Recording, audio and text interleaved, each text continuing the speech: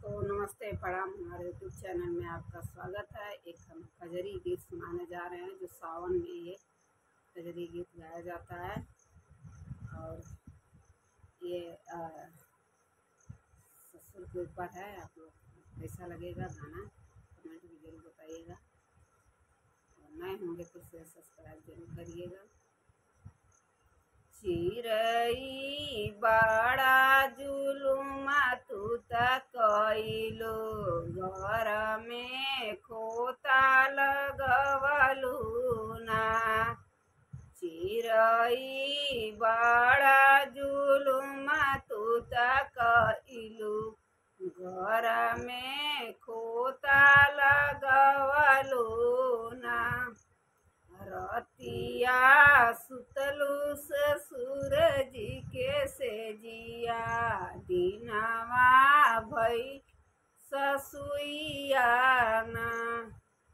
रतिया सुतलू ससुर जी के सेजिया, दिनवा भैलू ससुइया ना।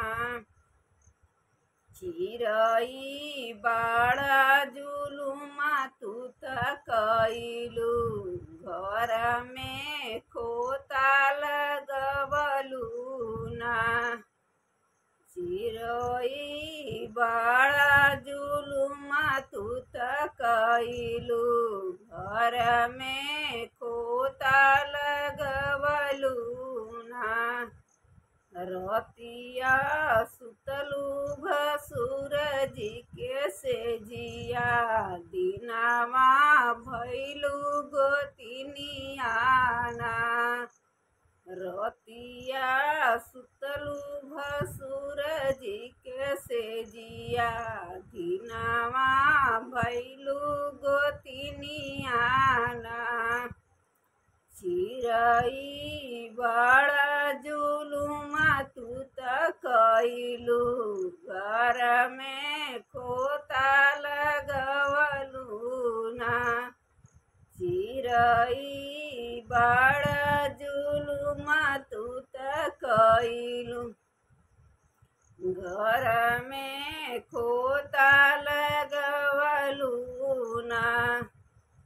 रतिया सूत देवर जी के सेजिया, दिनवा भैली देवरनिया ना।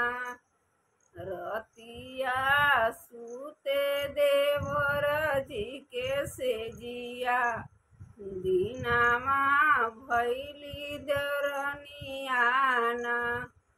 चिरई बड़ा जुलुमा तू कइलू, घर में खोता लगवलू ना। चिरई बड़ा जुलुमा तू कइलू, घर में खोता लगवलू ना। तो दोस्तों गाना कैसा लगेगा कमेंट में ज़रूर बताइएगा। नए होंगे तो शेयर सब्सक्राइब